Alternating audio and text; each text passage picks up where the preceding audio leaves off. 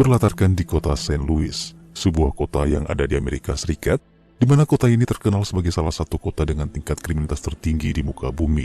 Aksi penculikan, transaksi narkoba, bahkan pembunuhan, layaknya jamur yang tumbuh di musim hujan. Meski sudah sering diberantas, namun tak kenapa selalu saja tumbuh silih berganti.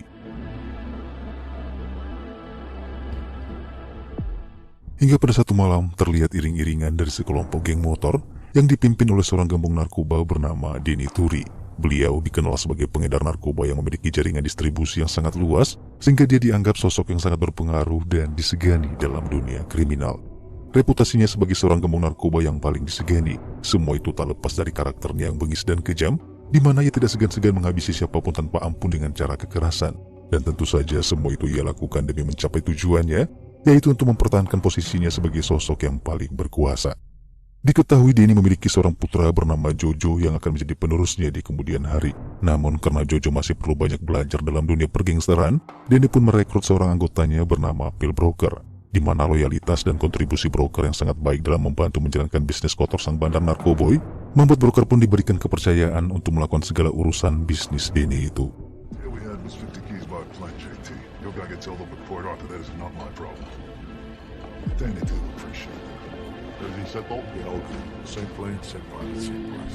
Namun aktivitas Denny dalam dunia kriminal ternyata sudah lama menjadi incaran target utama operasi DEA, sehingga ketika mereka sedang sibuk mengatur rencana pengiriman barang, Denny dan anak buahnya tidak menyadari bahwa saat itu pasukan penembak DEA tiba-tiba menggerebek tempat tersebut.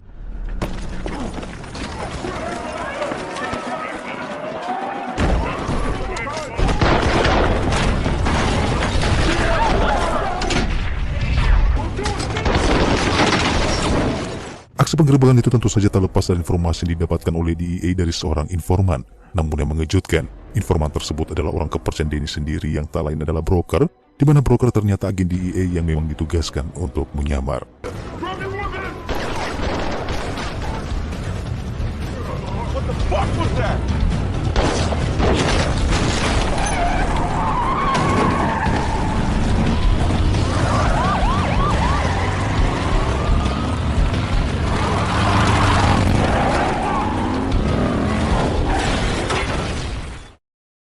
Pada akhirnya Denny sang bandar narkoba tak lagi berkutik. Ia dibekuk tanpa perlawanan, namun sial Jojo putranya tak mengindahkan instruksi dari DEA yang menyuruhnya untuk segera meletakkan senjatanya. Sehingga ketika pasukan penembak melihat gerakan Jojo yang mencurigakan, saat itulah pasukan penembak dengan serentak menarik pelatuk senjata hingga...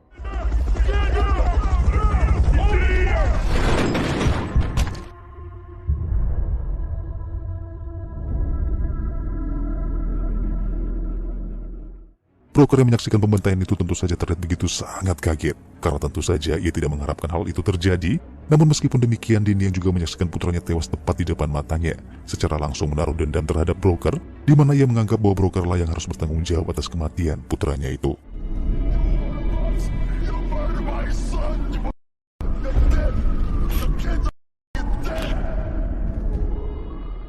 Di malam itu pun Broker terlihat merasa sangat bersalah. Terlepas dari penyamarannya, ia sebenarnya sudah menganggap Jojo sebagai temannya sendiri, sehingga di malam itu Broker pun memutuskan untuk mengundurkan diri dengan alasan untuk menenangkan dirinya.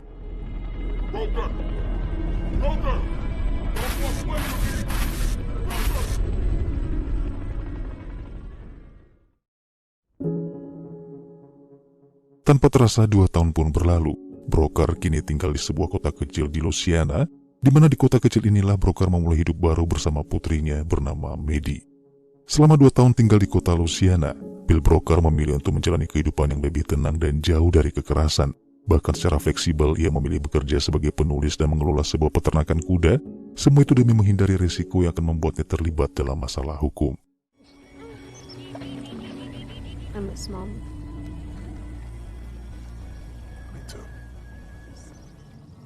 I miss her so much that my stomach hurts.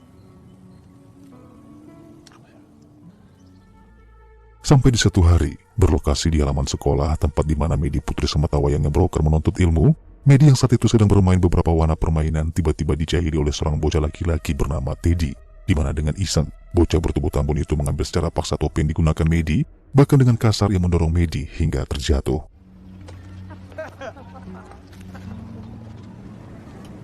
Give it back.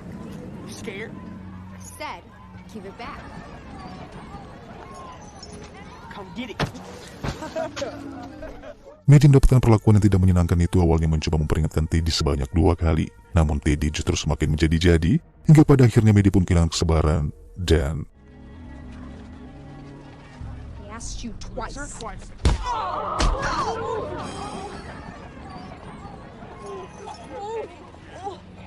Asked twice. Sementara itu di waktu yang bersamaan berlokasi tepat di depan rumah broker. Terlihat saat itu ia sedang memperbaiki tangga rumahnya, di mana ia dibantu oleh seorang pria yang selama ini menjadi sahabatnya bernama Tido.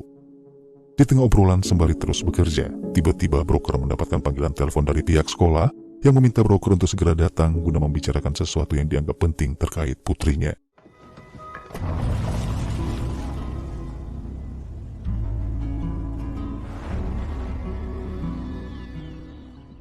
Sesampainya broker di sekolah, ia pun dengan segera berjalan menyusuri koridor. Namun tak berapa lama, langkahnya pun terhenti tepat di depan sebuah ruangan ketika melihat seorang wanita yang sedang marah-marah yang tak lain adalah ibunya Teddy bernama Casey. Honey, to get yourself all wound up like this ain't helping. Who's that? That's right. Just listen to you. Who's that? You know him? Huh? I don't Is that the father of that goddamn? Hey, what? Huh? Hey, what? You want to say something?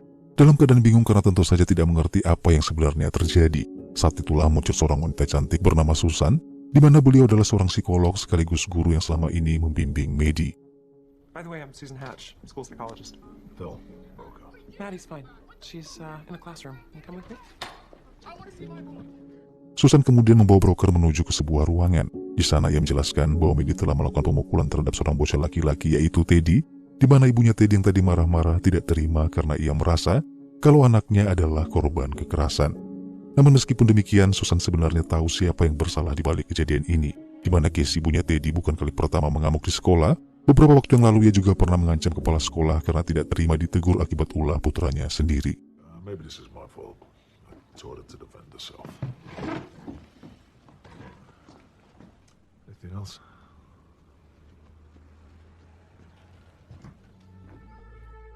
Di saat prokuran putrinya berjalan menuju parkiran untuk segera pulang, siapa sangka Casey ternyata masih berada di parkiran, di mana ia terlihat masih keberatan dan menyuruh suami yang bernama Jimmy. Sehingga ketika Jimmy menghampiri broker dengan maksud menyuruh broker untuk meminta maaf, siapa sangka justru inilah yang terjadi. You owe my son a goddamn apology. Take him down. Arrest him! Keith! Back off! God damn it, what are you doing? Keith! No, Keith, what are you doing? Shut up. You gonna let him get away with that? Huh? It's okay, baby. Again. You really have to take him down that hard? There's the man in front of his child, Mr. Broker.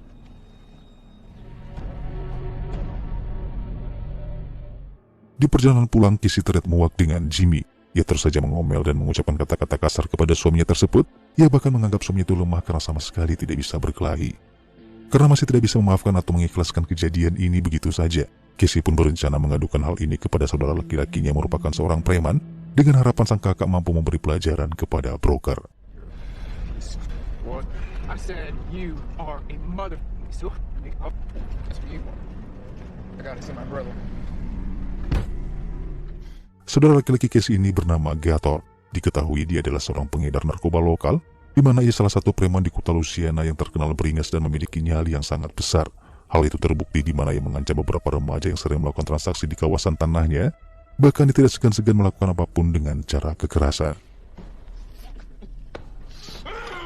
Listen up. I don't want to have to kill a bunch of little kids. You will stand up and run in any direction you please. Just not this one.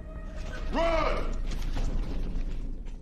Setelah selesai mengusir remaja-remaja tersebut, Gator pun pulang ke rumah dan menemui Casey adiknya yang terlihat sudah menunggu di pinggir jalan, di mana Casey saat itu juga menceritakan kejadian pemukulan yang dialami oleh Teddy, sekaligus menceritakan sosok broker yaitu ayah dari pelaku pemukulan, dengan harapan sang kakak sanggup memenuhi keinginannya untuk memberikan pelajaran kepada broker. I'll handle that broker thing. Sementara itu broker dan putrinya terlihat bahagia tinggal di tempat yang baru, sebuah tempat yang cukup jauh, yang memang sengaja dipilih oleh broker untuk menghindari kemungkinan terlacak oleh Denny, yaitu sang pemimpin gangster yang saat ini mendekam di penjara, di mana broker menyadari bahwa Denny suatu saat akan memburunya setelah insiden kematian Jojo putranya beberapa tahun yang lalu. Why didn't you look scared? Let's practice. Good night. Di keesokan harinya, broker yang tidak ingin masalah tempo hari menjadi semakin rumit dan menimbulkan masalah yang lebih besar.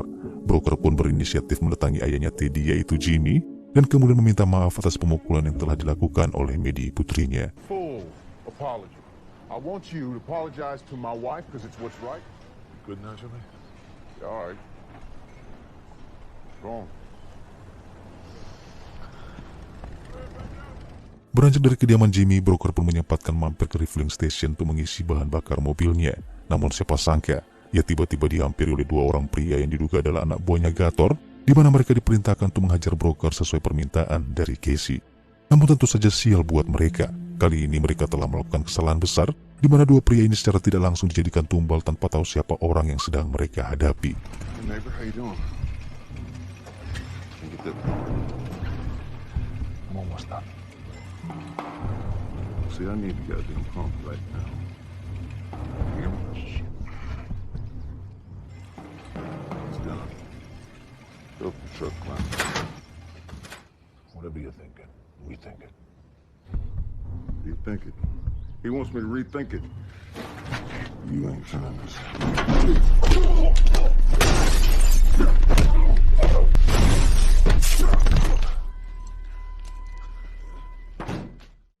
Tak berapa lama informasi itu pun didengar oleh Gator. Gator yang mengetahui anak buahnya babak belur pun tentu saja kaget, sehingga ia pun mengambil kesimpulan kalau sosok broker ini bukanlah orang sembarangan. Penasaran dengan sosok broker yang tak bagaimana dengan mudahnya mengalahkan kedua anak buahnya, saat itu juga Gator dengan segera turun tangan menyambangi kediaman broker seorang diri, tepat di saat broker dan putrinya sedang asik menunggangi kuda. Awalnya tujuan Gator datang ke sana hanya sekedar memberi pelajaran kepada broker, di mana ia menusukkan mobil broker dan mencuri salah satu boneka dan juga kucing milik Maddie. Namun rasa penasaran menonton langkah kakinya masuk ke dalam gudang, di mana di dalam sana ia melihat tumpukan berkas-berkas rahasia milik broker, dan saat itulah ia mengetahui bahwa broker adalah seorang mantan agen DEA.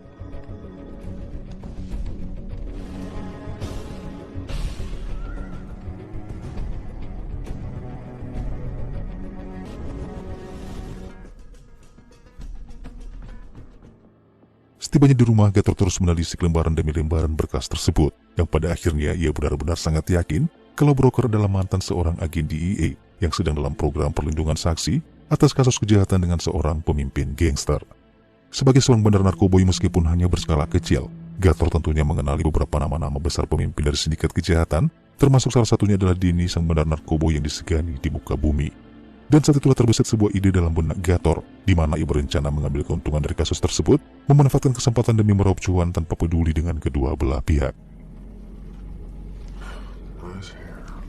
For a few years now, biker gang known as the Outcast Motorcycle Gang, led by Danny Turry. Broker. Di saat itu juga Gator pun segera menghubungi pacarnya yang bernama Cheryl yang bertempat tinggal di kota St. Louis, di mana diketahui Cheryl sempat menjadi anggota geng motornya Denny, sehingga Gator meminta Cheryl untuk segera datang ke tempatnya untuk membahas tentang idenya itu. Hey, I think I got something big for us. Big like what?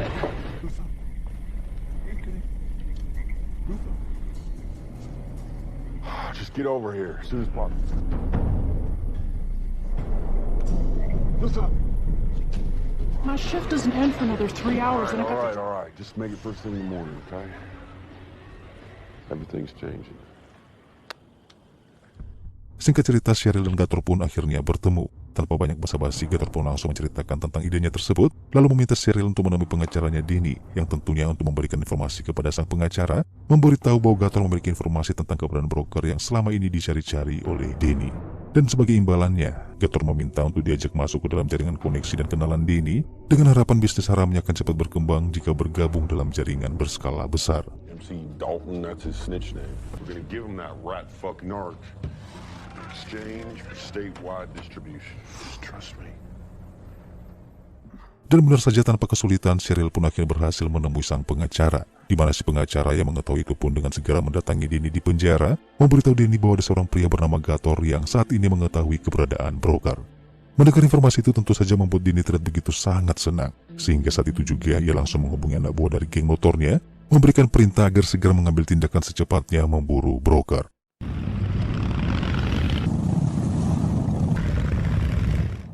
Geng motor itu pun dipimpin oleh anak buah kepercayaannya Denny bernama Cyrus, di mana Denny menugaskan Cyrus untuk menemui Cheryl yaitu satu-satunya orang yang akan membawanya kepada Gator. Namun alih-alih membuat kesepakatan terkait imbalan koneksi jaringan bisnisnya, Cheryl justru terdesak karena merasa sangat terintimidasi ketika Cyrus mengancam akan menghabisinya jika informasi tersebut hanyalah sekedar main-main. You got 5 seconds before I get the marks and for you to stay on the end of the floor. You understand me, don't you? Sementara itu, broker terlihat sedang dalam perjalanan mengantarkan putrinya ke sekolah. Dan lagi-lagi demi memperbaiki hubungannya dengan keluarga Teddy, broker menyuruh putrinya untuk mengundang Teddy ke acara ulang tahunnya yang akan diadakan besok sore. Yang ajaibnya, undangan itu pun direspon cukup baik oleh Teddy, termasuk si ibunya yang kali ini tidak semarah seperti tempo hari. Sampai akhirnya digelarlah acara ulang tahun Maddie yang diadakan tepat di depan rumahnya, di mana di sana terlihat Teddy dan juga Casey, yang pada momen ini keduanya pun resmi berbaikan dan tak ada lagi permusuhan di antara kedua belah pihak.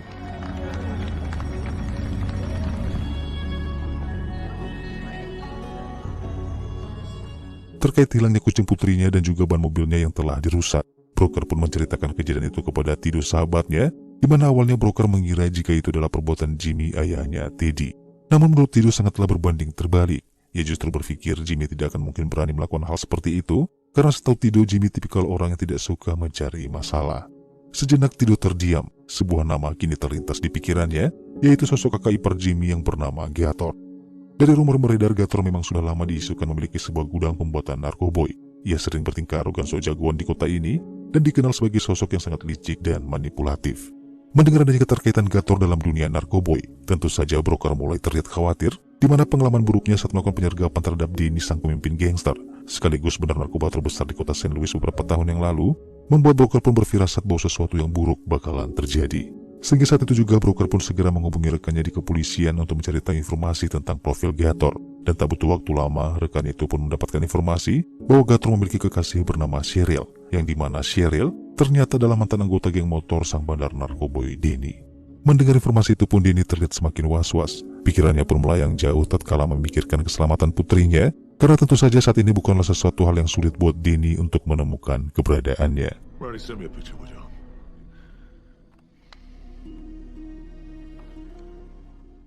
Maka dari itu broker pun dengan segera bertindak cepat. Setelah bertanya kepada beberapa orang di mana tempat Gator sering nongkrong, broker pun mendapatkan informasi bahwa Gator dan Cheryl beberapa saat yang lalu terlihat berjalan memasuki sebuah kafe. Berbekal informasi itu, broker pun dengan segera masuk dan berjalan menghampiri meja broker dan Cheryl. Alih-alih menjelaskan secara detail pokok permasalahannya, broker justru memperingatkan mereka berdua agar jangan pernah memainkan sebuah permainan yang tidak mereka pahami. Karena jika itu terjadi, terlebih-lebih permainan itu mengancam keselamatan putrinya, broker bersumpah ancaman itu akan berbalik mencelakai mereka.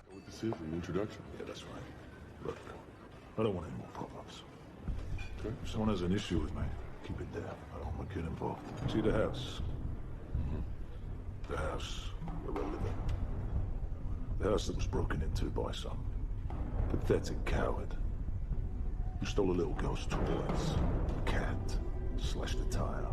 See, that's my fucking house. Anyone who comes around again, find me standing in it. Tepat di saat baru saja keluar dari kafe, saat itu pula broker menerima pesan singkat dari rekannya, yang mana dari pesan itulah broker pada akhirnya berhasil memastikan bahwa sosok yang sedang bersama Gator di dalam sana memang benar sosok Cheryl, mantan anggota geng motor Denny. Sehingga untuk memastikan Gator benar-benar tidak lagi bertingkah, broker pun diam-diam mendatangi gudang tempat di mana Gator memproduksi barang-barang haramnya dan membuat semacam jebakan untuk menghancurkan tempat bisnisnya tersebut.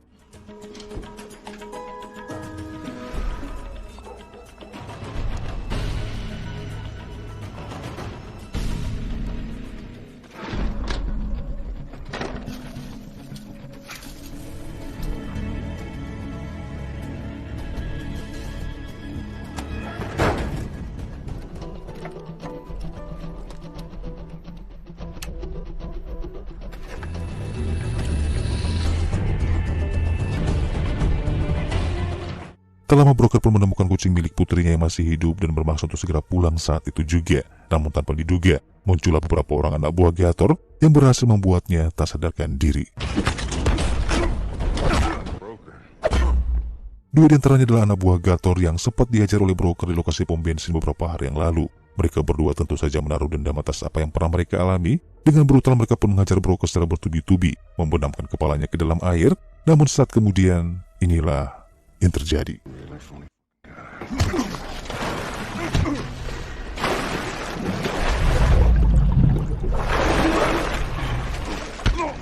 had you figured for a cop, bro.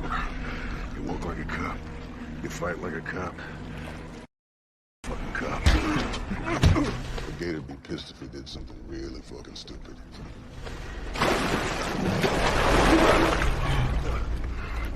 Your girlfriend? She got a babysitter. Must be pissed at you too. Quite a lot.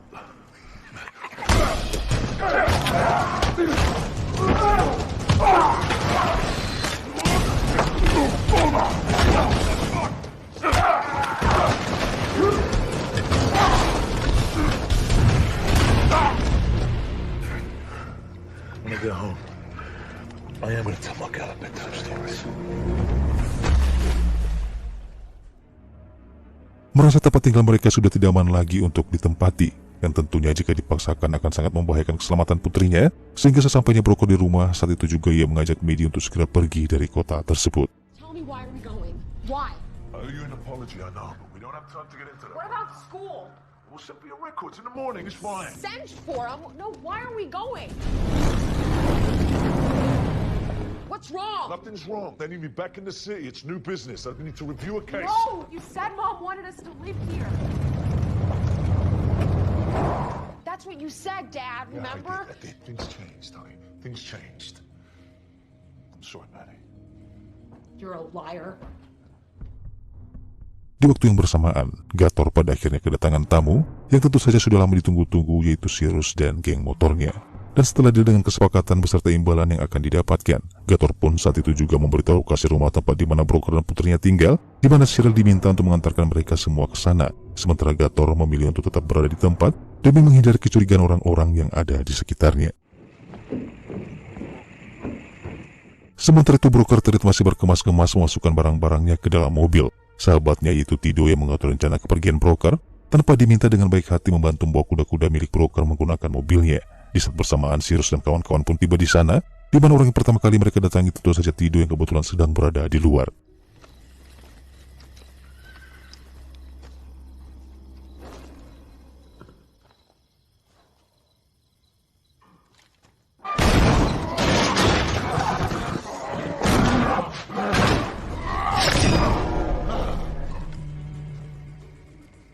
Where the fuck is he?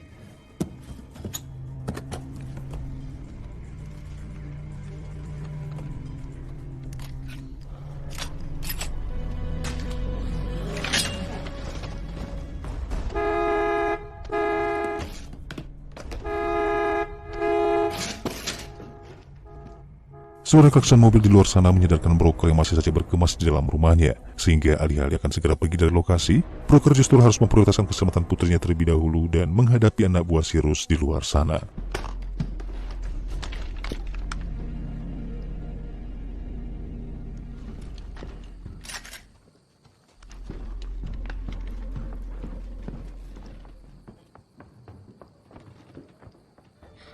I need you to stay down here, okay, buddy? Dial 911. Don't know who you are, where you are. There's a man with a gun trying to get into the house, okay? 911, where's your emergency?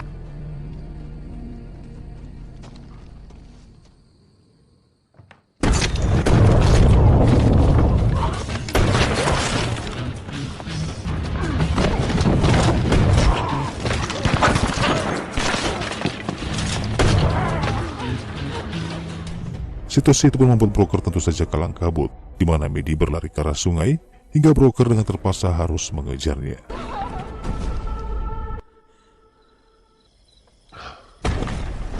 Tanpa disadari oleh Broker, Cyrus tiba-tiba muncul dan mengajak Broker untuk bertarung dengan tangan kosong. Demi untuk melindungi putrinya, Broker pada akhirnya yang terpaksa melanggar janjinya untuk tidak lagi membunuh.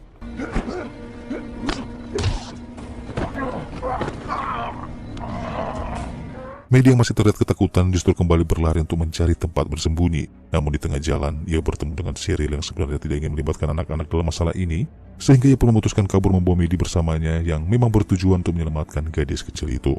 Di waktu yang bersamaan, Broker yang baru saja selesai menghabisi Cyrus sepertinya sudah sangat terlambat untuk mengejar putrinya, namun beruntung Cheryl dan pihak kepolisian segera tiba di sana. Berbekal handy-talkie yang selalu dibawanya, Maddie pun berhasil menghubungi sang ayah, meminta sang ayah untuk segera datang menyelamatkannya. Tanpa izin terlebih dahulu, broker pun mengambil alih mobil sheriff untuk segera pergi menyambangi markas Gator, di mana Maddie sendiri sudah tiba di sana lebih dulu. Yang alangkah terkejutnya Gator saat mendapati Cheryl nekat membawa Maddie ke tempatnya, tanpa sadar keputusan Cheryl ini justru akan membuat mereka berdua masuk ke dalam masalah besar. You brought her here? You brought the kid here? Tak lama muncullah Casey yang datang setelah mendengar suara tembakan dan juga sirine mobil kepolisian. Kedatangannya di sana hanya ingin memastikan kakaknya tidak terlibat dalam masalah ini. Namun setelah melihat Maddie ada di sana, Casey pun akhirnya menyadari kalau Gator kakaknya terlibat dengan apa yang sedang terjadi. Sampai akhirnya ketika Casey bermaksud menyalakan lampu gudang, tiba-tiba saja listrik mengalami korsleting hingga membuat gudang tempat produksi obat-obatan terlarang milik Gator pun meledak dan terbakar. Melihat kebakaran itu, Casey yang kini sudah jauh berbeda mencoba melindungi Maddie dari kobaran api. Namun Gator tidak terima yang merebut Maddie dari dekapan Casey adiknya. Namun sial tak sengaja melepaskan satu tembakan hingga membuat Casey tertembak tepat di bagian perut. Meskipun berada di situasi yang kini dipenuhi rasa bersalah, namun karena sudah terlanjur basah, Gator pun nekat membawa Maddie kabur yang tentunya untuk dijadikan sandera. Tanpa lagi berpikir jernih, Gator yang tidak menyadari bahwa apa yang ia lakukan hanya semakin memperkeruh suasana, sehingga ketika ia membawa Maddie kabur bersamanya, secara tidak langsung ia mengundang kemurkaan broker, yang pastinya tidak akan membiarkan putri tercintanya terluka atau bahkan lecet sedikit pun.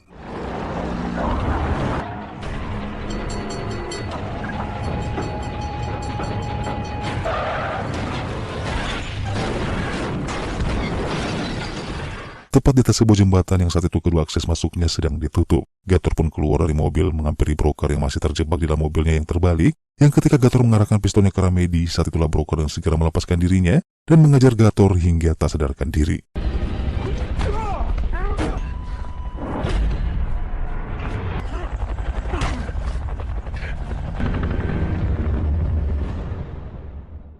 Setelah semua selesai, Gator dan Cheryl pun ditangkap untuk mempertanggungjawabkan perbuatan mereka berdua. Sementara Casey berhasil bertahan setelah tim medis datang menolong, begitu pula dengan Tido yang juga berhasil terselamatkan. Beberapa hari kemudian setelah kejadian itu, broker menyadari satu hal bahwa dia tidak akan mungkin terus-terusan bersembunyi, sehingga daripada terus dihantui oleh kekhawatiran, broker saat itu juga memilih untuk mendatangi Danny di penjara, di mana di sana ia menantang sang gangster secara terang-terangan untuk melakukan duel 1 lawan 1 apabila nanti ia sudah bebas dari penjara. See you on the outside, Danny.